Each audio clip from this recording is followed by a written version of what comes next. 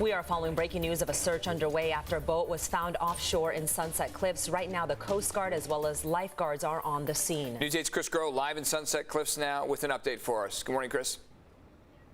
Yeah, good morning, Eric and Stellan. Look, we just spoke with San Diego Police Department. They're one of the number of first responders that were called out to this scene here just off of Sunset Cliffs. And I want to get out of the way here, kind of show you the skyline now that we have some sun. We've been seeing a Coast Guard helicopter that has been a part of this search effort here underway over the water. But let's go out and break out this timeline right now. So basically sometime around 3 a.m., someone in this area called 911 because they heard voices coming from the water, sounded like screaming.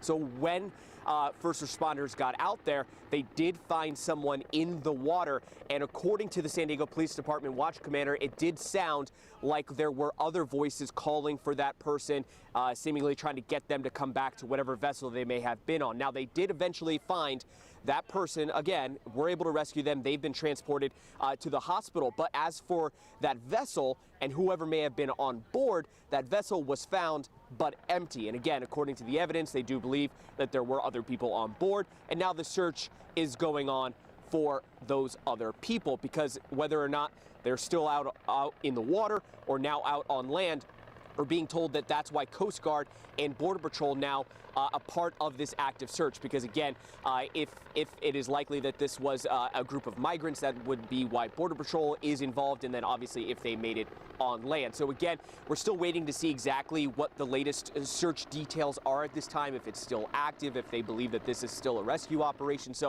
a lot of questions unanswered right now, and as soon as we do get some more information, some more details, we'll be sure to let you know. But again, we're going to send it back to you guys in studio.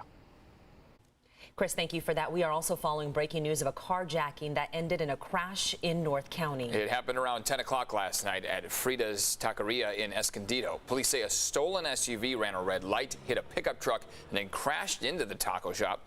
Officers tell us there were 2 children in the car. It's unclear how they are doing. No one in the taco shop was hurt, but the driver was taken to the hospital with life-threatening injuries.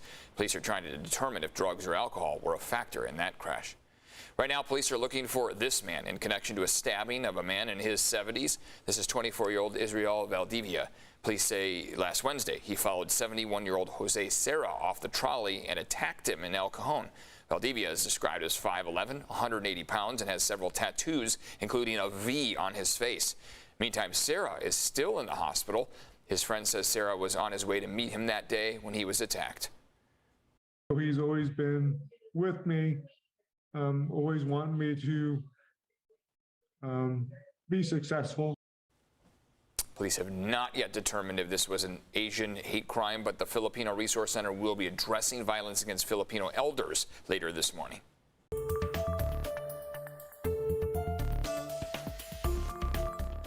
New this morning, California says all adults can now get COVID booster shots. The federal government has not yet authorized boosters for everyone, only people at high risk. But the state ordered healthcare providers to not turn anyone away, any adults. That's if you got your original doses 6 months ago and want a booster. This comes as officials prepare for a possible COVID surge in the winter. This morning, school will be in session for San Diego Unified students despite a proposal to take the day off for a mental health day. The district backtracked after parents complained they didn't have enough time to figure out childcare. Many parents believe this was never about mental health. They think it was staff shortages, with many teachers expecting to have the day off and not enough subs. The district says that did play a role. It is very difficult, like you say, to replace that number of staff absences with subs. Most teachers have been told to focus on fun activities or workshops rather than new material today, and any student that is absent, that absence will be excused. Well, maybe fall, but the temperatures are not dropping. We are in for another day of hot, dry weather throughout the county. Yesterday, temperatures reached into the 90s in some spots. Heck, we're close to 80 at this point in Poway. The hot and windy weather means increased fire risk, of course, so let's be careful out there today. It can also have an effect on those who suffer from allergies. I'm fine with it. My son has really bad allergies, so in the mornings he gets really congested and everything, misses a lot of school. A report from AccuWeather suggests climate change is now causing allergies to last longer throughout the year, with certain areas expected to get higher than usual pollen counts, which is bad for allergy sufferers like me because I feel like I'm on medication now all year round. Yes. How are you feeling right now?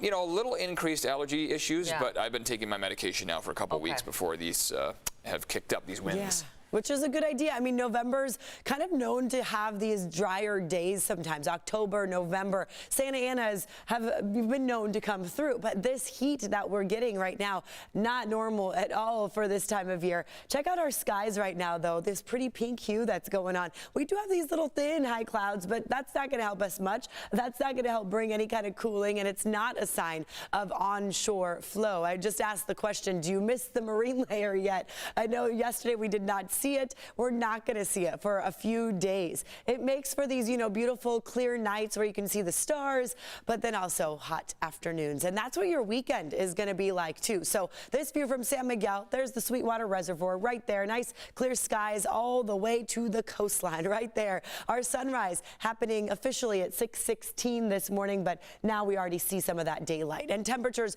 as you know, this is our coolest time of the day right by the sunrise time. 74 right now in Poway for your coolest moment. 71 in Ramona, but a cool 54 in El Cajon. So 20-degree temperature change just driving a few miles. So that is quite, unique to see, I will say. A lot of these temperatures are definitely not normal. 65 in Carlsbad and Del Mar. You're waking up to warmer conditions in parts of our coastline. It just dropped to 58 for downtown San Diego. Compared to 24 hours ago, Poway, Ramona, you guys are the winners with that dramatic increase in those temperatures. And then here we are taking you through the next 12 hours. By 8 o'clock this morning, we'll already be at 70 degrees. By 10, low 80s. By noon, mid to upper 80s. 87 is the forecast high by about 1 o'clock today for downtown San Diego. Check out your other highs. Inland valleys, low 90s. Again, some of you may actually get hotter today than you did yesterday. This is the hottest day of our heat wave, but still low 90s will stick around through the weekend. Saturday, Sunday, we're not going to see much relief. So a lot of what you're seeing now will continue. Prolonged heat and prolonged dry winds. So that's why our fire risk is elevated. Right now you see the oranges right there. That goes to show that a fire could spread quite rapidly through Pine Valley, Alpine, Julian. You see these areas through Ramona too. And then as I set this into motion, it becomes a little more widespread where you see the yellows. That's that moderate fire risk. But to the south by the border, look at that, where the gusts will be really strong. That's where our fire risk is also elevated. Look at the gusts right now, 44 in Alpine. I'll explain what's going to go on with that cooling that's in our kind of near future coming up.